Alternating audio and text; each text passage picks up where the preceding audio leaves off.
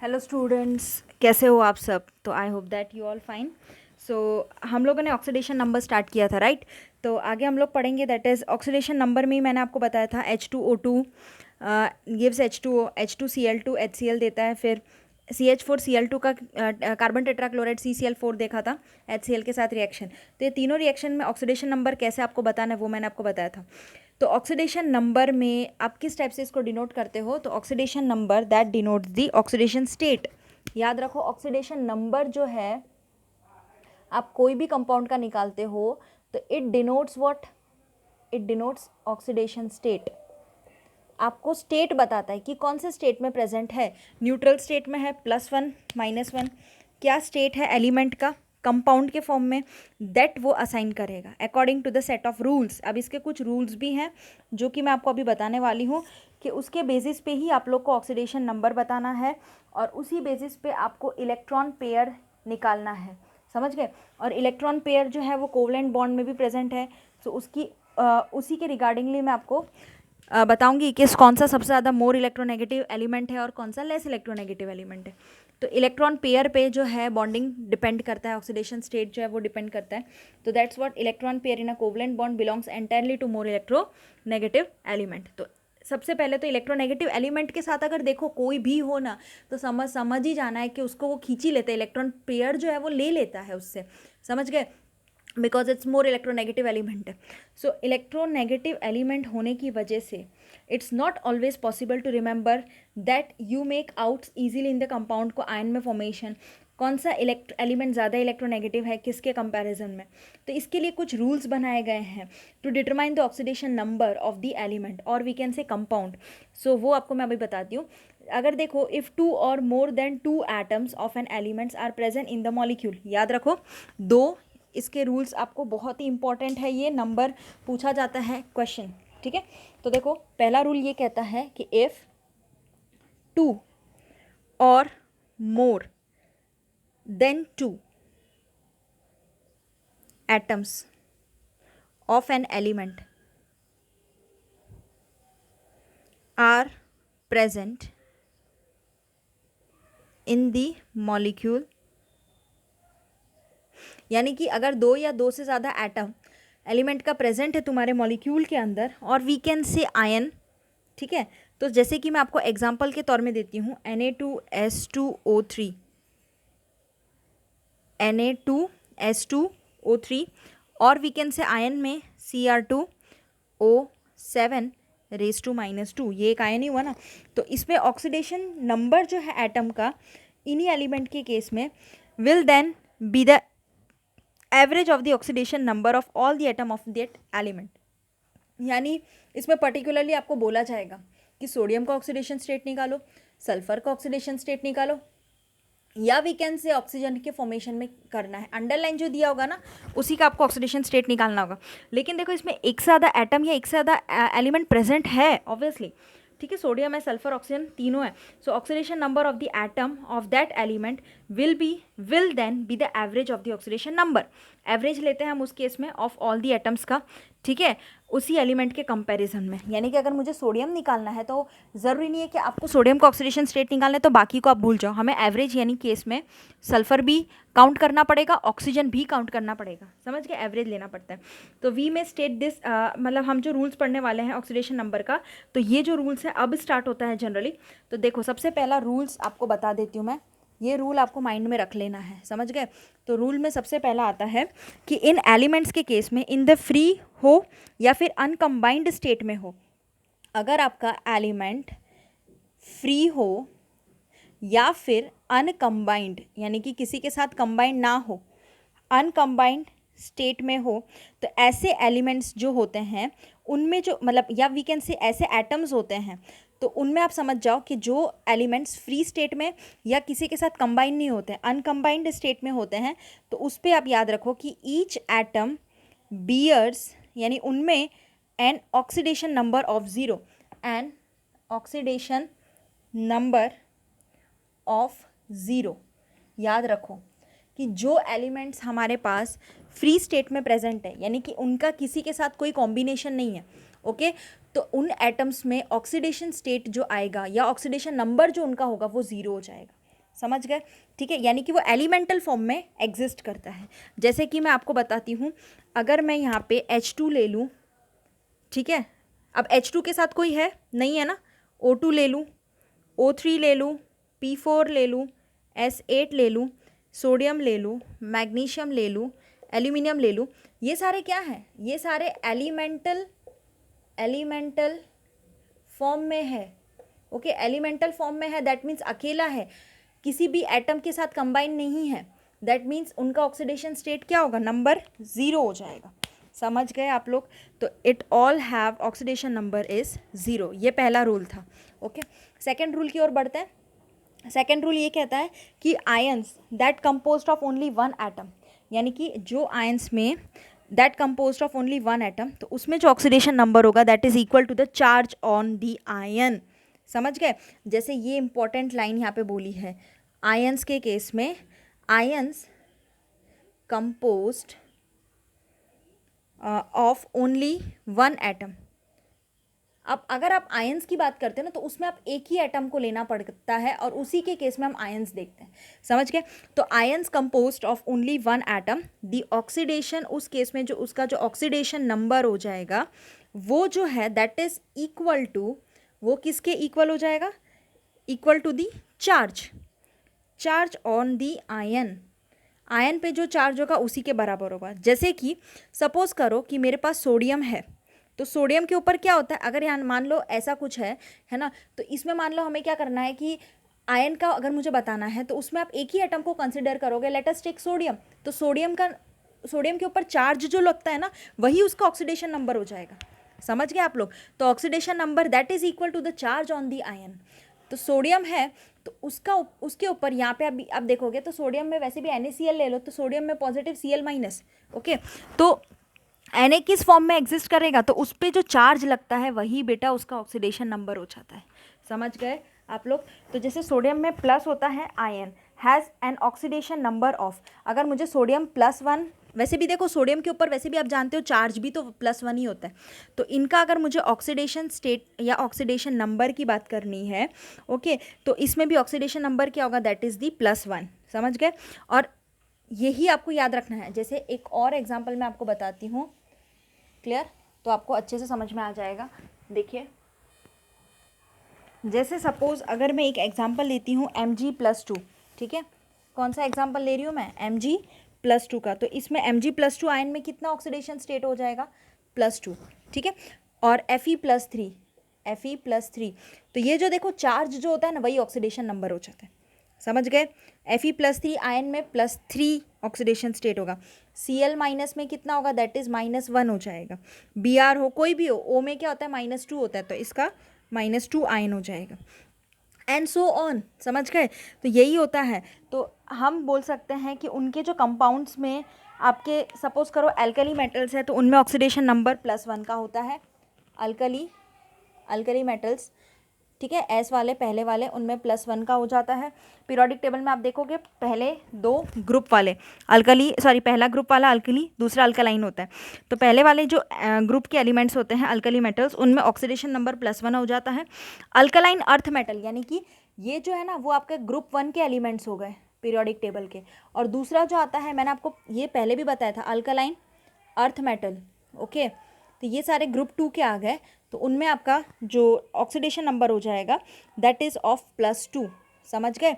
Clear? Aluminium is regarded to have an oxidation number of the +3। Aluminium के case में क्या होता है, +3, Al+3 ऑक्सीडेशन स्टेट होता है। क्लियर? तो ये जो कुछ है वो आपको अच्छे से लर्न ही रख लेना है, तो वो एग्जाम में ऑक्सीडेशन नंबर आपको फाइंड आउट करने में हेल्प करता है। ठीक है, तो ये आपका सेकेंड रूल था। थर्ड रूल की ओर आगे बढ़ते हैं। थर्ड रूल में क्या बोला है कि the oxidation number of oxygen in the most compound is -2। Oxidation number जो आपका ऑक्सीजन का होता है मोस्टली -2 के फॉर्म में होता है। समझ गए? वैसे भी मैंने आपको यहाँ पे भी बताया था O-2 -2 होता है। ठीक है, so however we come across 2 kind of exceptions here. 2 type के एक्सेप्शंस देखते हैं यहाँ पे। One arises in the case of peroxides and superoxides. याद रखो ये 2 टर्म्स बहुत ही इंपॉर्टेंट है, superoxides and we can say peroxides. ठीक है, ये 2 टर्म है, superoxides and peroxides. Clear. तो सुपर ऑक्साइड्स एंड पैरोक्साइड्स के केस में याद रखो कि जो compounds of oxygen in which oxygen atoms are directly link to each other, यानी कि आप समझो कि जो कंपाउंड है जिसमें ऑक्सीजन एटम जो प्रेजेंट है उसी में ऑक्सीजन एटम डायरेक्टली लिंक्ड होता है एक उसी के साथ, यानी कि मान लो ऑक्सीजन ऑक्सीजन के साथ ही लिंक कर जाएगा, समझ गए। तो द कंपाउंड, फिर कंपाउंड का फॉर्मेशन होगा, the compound of oxygen in which oxygen atom are directly link to each other. While in peroxides में क्या होता है, जैसे कि पैरोक्साइड्स की बात करूँ तो उसमें H2O2 है, पैरोक्साइड्स की बात करूँ, सुपर ऑक्साइड्स में तो यही होता है, समझ गए, ओ। पैरोक्साइड्स की बात करूँ तो उसमें H2O2 है, ठीक है। फिर other example that is Na2O2। तो ये सारे जो एग्जाम्पल्स हैं इसमें each oxygen atom is assign N oxidation number of -1। अब इन सब में क्या होगा, ऑक्सीडेशन स्टेट्स क्या होंगे, -1 में हो जाएगा। क्यों ऐसा, क्योंकि अब ये देखो एलिमेंटल फॉर्म में नहीं है, कॉम्बिनेशन फॉर्म में है। तो इनमें क्या होगा, इनमें ये सारे पैरोक्साइड्स के एग्जांपल H2O2 Na2O2, इनमें आप समझना कि इसमें जितने भी ऑक्सीजन एटम है that is assign N oxidation number of -1। Clear. तो क्योंकि ये कॉम्बिनेशन फॉर्म में है, और सुपर ऑक्साइड्स में क्या होता है, जो ऑक्सीजन डायरेक्टली ऑक्सीजन के साथ अटैच्ड होता है और अकेला एक या फिर एलिमेंटल फॉर्म में प्रेजेंट होता है तो उसमें -2 लगता है, समझ गए। तो इसमें याद रखना ये एक्सेप्शनल केस है। और सुपर ऑक्साइड्स की बात करूँ, जैसे कि सुपर ऑक्साइड्स में मैंने आपको बताया था, सुपर ऑक्साइड्स की बात करूँ तो उसमें आपका एग्जाम्पल आ जाएगा, सुपर ऑक्साइड में एग्जाम्पल आएगा दैट इज आप KO2 ले लो, ठीक है, RbO2 ले लो। तो ये सारे जो इसमें each oxygen atom is assign N oxidation number of -1/2। इनमें क्या होगा पता है, -1/2 ऑक्सीडेशन नंबर लगेगा। क्यों ऐसा, क्योंकि याद रखो, क्योंकि इसमें देखो मेटल है पोटेशियम K+O-2 और उसको बैलेंस करने के लिए -1/2 लेना पड़ता है, समझ गए। तो KO2 है, RbO2, इन सब में क्या होता है कि ऑक्सीजन, ये सारे एक्सेप्शन केस है जो जनरली नहीं पूछते लेकिन सुपर ऑक्साइड पैरोक्साइड के केस में आता है, समझ गए। तो उनमें आपको ऑक्सीडेशन नंबर याद रख लेना है कि ऐसे केस में आए तो -1 लेना है, ऐसे केस में आए ऐसा कुछ एग्जांपल दिखे तो उसमें -1/2 ऑक्सीडेशन स्टेट लेना है। और सेकंड एक्सेप्शन, ये पहला एक्सेप्शन था, समझ गए, सुपर ऑक्साइड और पैरोक्साइड्स का। और सेकंड एक्सेप्शन ये है दैट मतलब अब ये रेयरली, थोड़ा मतलब इतना ज़्यादा नहीं देखा जाता है, रेयरली देखा जाता है, that is when oxygen is bonded to fluorine, यानी जब भी ऑक्सीजन फ्लोरीन के साथ बॉन्ड बनाता है, जिनमें अगर मतलब बॉन्ड बना के कंपाउंड बनाएगा तो ऐसा एक कंपाउंड भी है कि जहाँ पे ऑक्सीजन, ये दूसरा एक्सेप्शन बता रही हूँ, जहाँ पे ऑक्सीजन जो है वो फ्लोरीन के साथ रिएक्ट होकर बॉन्ड बनाता है, जिसको हम लोग क्या कहते हैं, ऑक्सीजन फ्लोराइड। जैसे कि मैं आपको बताती हूँ, डाई फ्लोराइड आएगा, डाई फ्लोराइड, ठीक है। ऑक्सीजन डाई फ्लोराइड मतलब OF2। ऑक्सीजन जहाँ पे, याद रखो सेकंड केस क्या है, ऑक्सीजन जहाँ पे बॉन्ड करता है, बॉन्डेड टू फ्लोरीन, ऐसे कंपाउंड्स में ऑक्सीजन डाई फ्लोराइड आता है OF2, and we can say dioxygen difluoride. ये OF2 क्या है, ऑक्सीजन डाई फ्लोराइड है, ओके। और एक दूसरा है जो मैंने आपको अभी बताया है, डाई ऑक्सीजन डाई फ्लोराइड। तो इस केस में die oxygen die fluoride O2F2, ठीक है। और उनमें जो ऑक्सीजन में जो असाइन होगा oxidation number that is of the +2 and +1 respectively, okay. तो इसमें आपका OF2 में क्या हो जाएगा, याद रखो OF2 में आपका जो ऑक्सीजन होगा उसमें आपका +2 ऑक्सीडेशन स्टेट होगा, OF2 यानी +2 में आएगा। और ये वाला जो है डाई ऑक्सीजन डाई फ्लोराइड है, एक्सेप्शनल केस है, that is the +1 oxidation state respectively, clear. तो ये सारे क्या थे, आपके कॉम्बिनेशंस थे जो आपको याद रखना है। द नंबर ऑफ, ये जो ऑक्सीडेशन स्टेट है, ठीक है, उसमें ऐसा कोई कंपाउंड आएगा तो ही आपको एक्सेप्शन लगाना है। The number assign to oxygen will depend upon the bonding state, yes, जो भी ऑक्सीजन को हम नंबर असाइन करते हैं वो उसके बॉन्डिंग स्टेट पे डिपेंड करता है ऑक्सीजन के, but this number would now be a positive figure only. और याद रखना कि ऑक्सीडेशन नंबर में जो बॉन्डिंग में जो डिपेंड करता है वो पॉजिटिव फिगर ही लिया जाता है। तो आगे देखते हैं, दैट इज़ द थर्ड, हम फोर्थ रूल की ओर बढ़ते हैं। फोर्थ रूल हमारा क्या कहता है, याद रखो, that is the oxidation number of hydrogen is +1। आपको पता है हाइड्रोजन का ऑक्सीडेशन नंबर +1 ही आता है ऑलवेज, ठीक है। तो हाइड्रोजन के केस में आपको +1 ले लेना है। एक्सेप्ट, कहाँ पे एक्सेप्शन है वो भी ध्यान रखो। तो ऑक्सीडेशन नंबर जो हाइड्रोजन का है +1 आएगा, except when it is bonded to metal in binary compounds. जब भी याद रखो एक्सेप्शन कहाँ आएगा, एक्सेप्ट व्हेन, याद रखो व्हेन इट इज बॉन्डेड, कहाँ पे किसके साथ बॉन्डेड होगा, when it is bonded to metal in binary compounds, metal in binary compounds. ठीक है, बाइनरी कंपाउंड्स में H2O2 बाइनरी के साथ डबल डबल फॉर्म में होगा तभी होगा। ठीक है, तो उनमें नहीं होता। तो जब मतलब except when it is bonded to metal in the binary compound, that is the compound containing 2 elements. मैंने आपको बोला ना बाइनरी मतलब कौन से होंगे, यानी कि 2 एलिमेंट वाले फॉर्मेशन वाले कंपाउंड्स में। ठीक है, 2 एलिमेंट्स वाले फॉर्मेशन, जैसे कि मैं बात करूँ लिथियम की, लिथियम हाइड्रोजन। ठीक है, तो लिथियम हाइड्रोजन यहाँ पे प्रेजेंट है, और we can say NaH, sodium hydride, lithium hydride.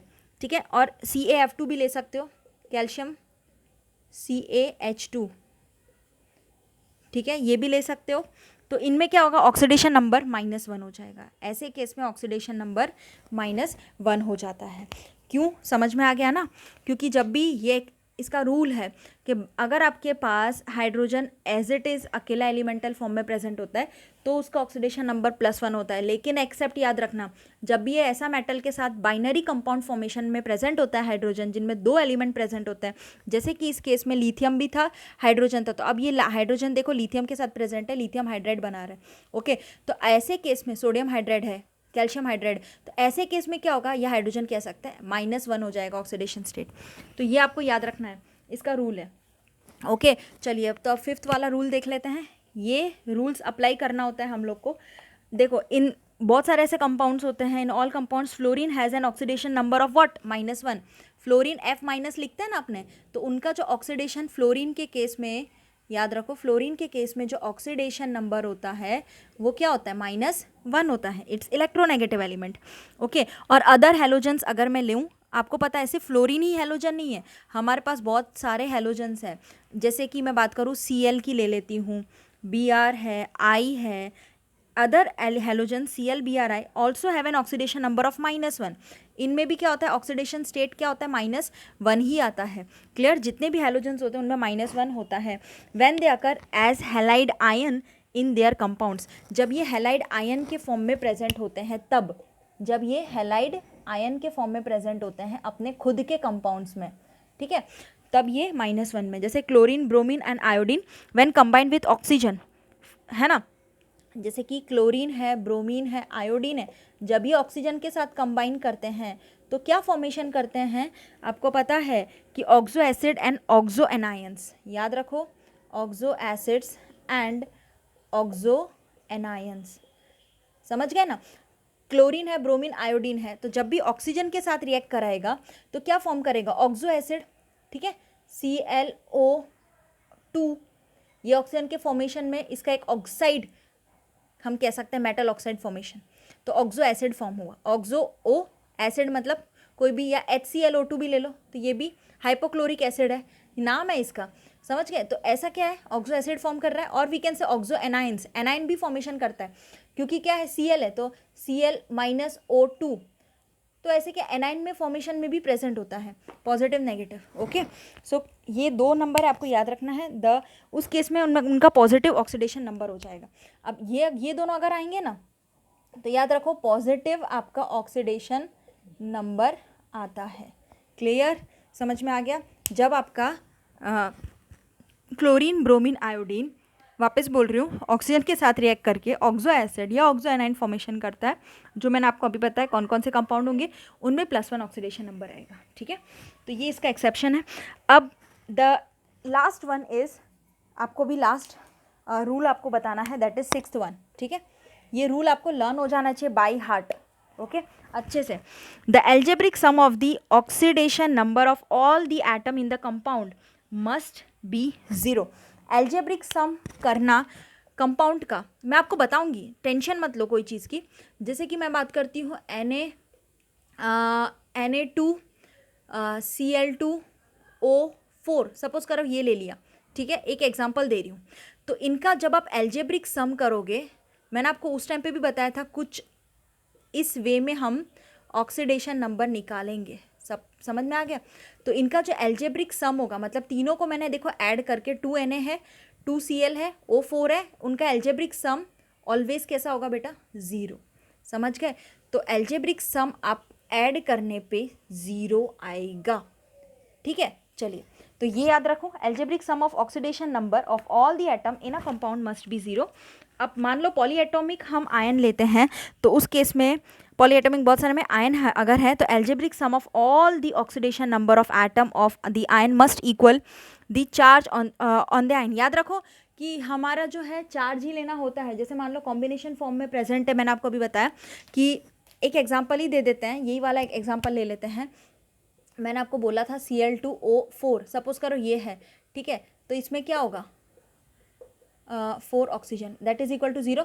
अब आप इधर है ना, इसका क्या लोगे? इसका आप चार्ज लोगे ऑक्सीडेशन नंबर में। Na पॉजिटिव +1 होता है, Cl क्या होता है? -1 होता है। मैंने आपको अभी सारे चार्जेस बताए वैसे ही। और ऑक्सीजन क्या होता है? -2 के फॉर्म में होता है ना। ऑक्सीजन पे क्या चार्ज लगता है? -2, that is equal to 0, algebraic sum 0।